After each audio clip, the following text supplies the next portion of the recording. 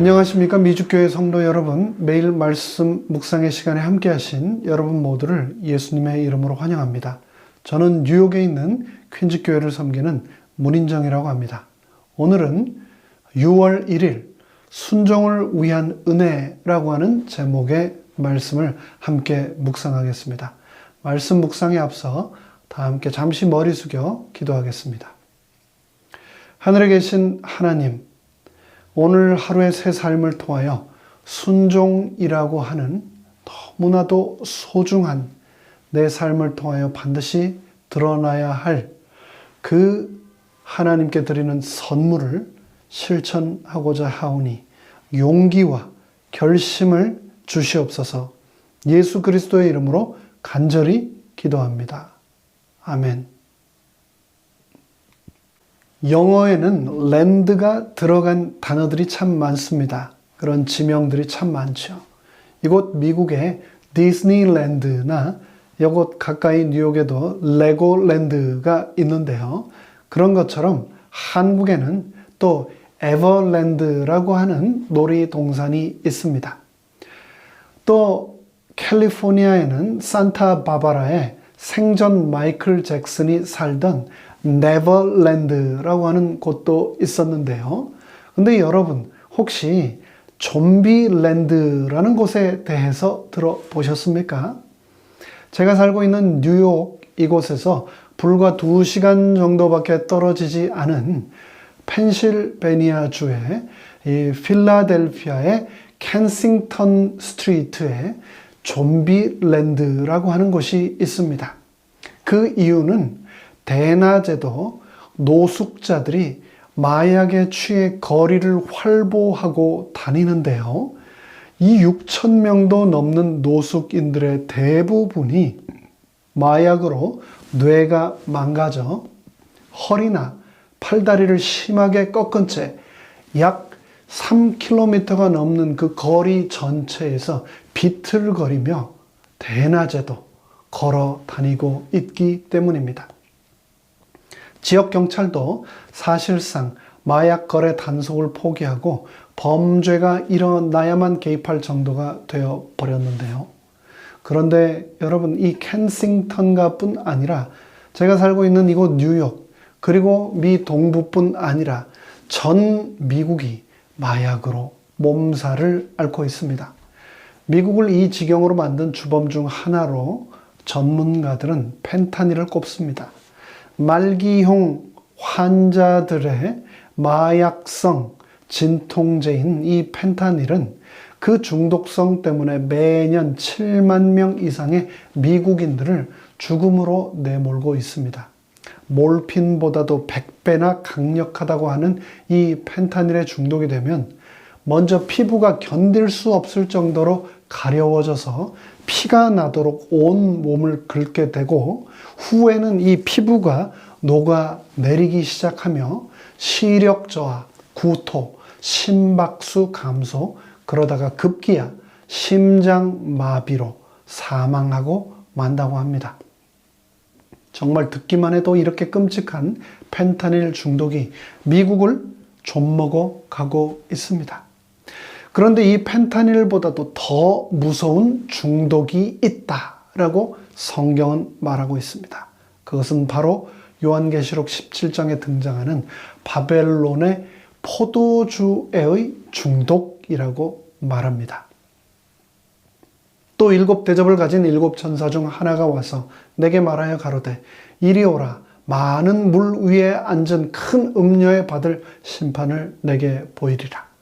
땅의 임금들도 그로 더불어 음행하였고 땅에 거하는 자들도 그 음행의 포도주에 취하였다 하고 곧 성령으로 나를 데리고 광야로 가니라. 내가 보니 여자가 붉은 빛 짐승을 탔는데 그 짐승의 몸에 참나된 이름들이 가득하고 7 머리와 10 뿔이 있으며 그 여자는 자줏빛과 붉은 빛 옷을 입고 금과 보석과 진주로 꾸미고 손에 금잔을 가졌는데 가증한 물건과 그의 음행에 더러운 것들이 가득하더라. 붉은색과 자주색 옷을 입은 여자가 붉은 짐승을 타고 포도주 잔을 돌리고 있습니다. 그리고 세상은 그 바벨론의 거짓 교리에 취합니다. 바벨론의 포도주에 대해서 엘렌 화이트는 이렇게 분명히 말합니다. 그 포도주는 과연 무엇인가? 그녀의 거짓 교리이다. 그녀는 넷째 계명인 안식일 대신에 거짓 안식일을 세상에 주었고 사탄이 처음 에덴에서 하와에게 말한 자연적인 영혼 불멸을 반복해서 이야기했다. 펜타닐을 치료제라고 속여서 처방하고 판매한 수많은 사람들의 거짓말에 의하여 전 미국이 몸살을 앓고 그 가운데 수많은 사람들이 죽어가고 있는 것처럼 이 바벨론 음녀의 거짓 교리와 이러한 잘못된 가르침은 인류 역사 이래로 셀 수 없이 많은 사람들을 오류와 죽음으로 내어 몰고 있습니다. 그러나 하나님께서는 포기하지 않으시고 여전히 오류에 빠져 있는 당신의 백성들에게 최후의 호소를 하고 계십니다. 또 내가 들으니 하늘로서 다른 음성이 나서 가로되 내 백성아 거기서 나와 그 죄에 참여하지 말고 그의 받을 재앙들을 받지 말라. 그 죄는 하늘에 사무쳤으며 하나님은 그의 불의한 일을 기억하신지라. 여전히 배도한 종교 조직에 속해 있는 수많은 사람들을 향한 하나님의 호소는 바로 내 백성아 거기서 나와 그 죄에 참여하지 말고 그 재앙을 받지 말라는 것입니다. 오늘날 너무나도 많은 하나님의 백성 중 많은 이들이 성경적 가르침을 타협한 종교 단체에 속해 있습니다. 그들은 성경의 진리를 이해하지 못하고 있습니다. 하지만 하나님의 사랑에 찬 호소는 너무나 분명합니다. 또 내가 들으니 하늘로부터 다른 음성이 나서 이르되 내 백성아 거기서 나와 그 죄에 참여하지 말고 그들이 받을 재앙을 받지 말라고 말입니다. 또 요한일서 3장 4절은 말합니다. 죄를 짓는 자마다 불법을 행하나니 죄는 불법이라고 말입니다. 죄의 정의를 너무나 분명하게 우리에게 말씀했습니다. 로마서 14장 23절도 다음과 같이 말합니다.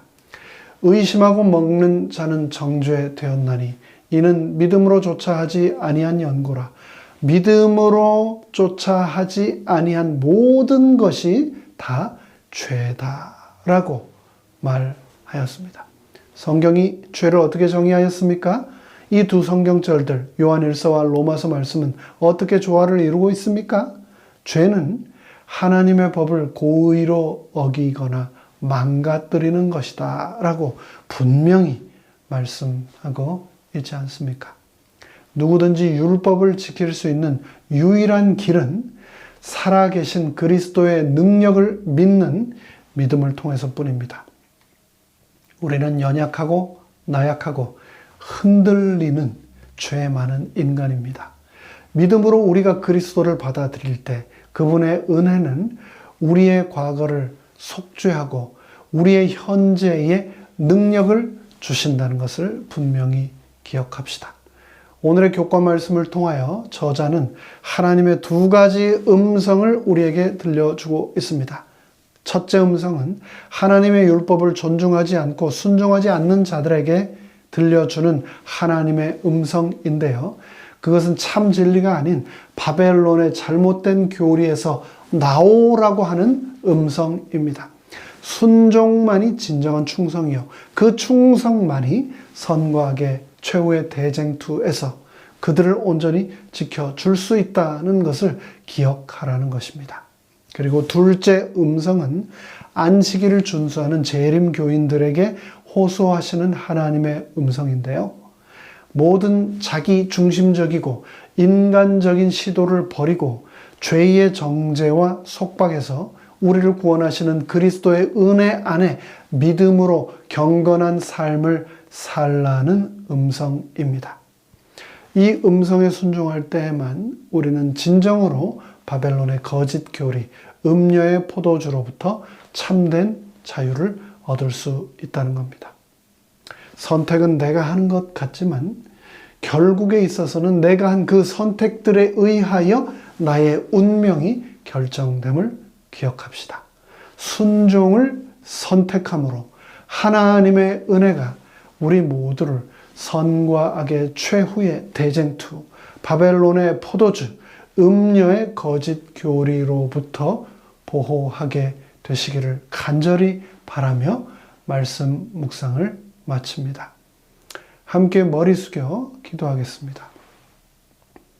하늘에 계신 아버지 하나님, 순종을 통하여 하나님께 영광 돌릴 뿐 아니라 바벨론의 모든 죄악과 세상 마지막 대쟁투로부터도 보호받는 우리가 되도록 은혜 베풀어 주시고 오늘 하루도 그 은혜가 우리를 붙들어 주시옵기를 예수 그리스도의 이름으로 간절히 축원하옵나이다. 아멘.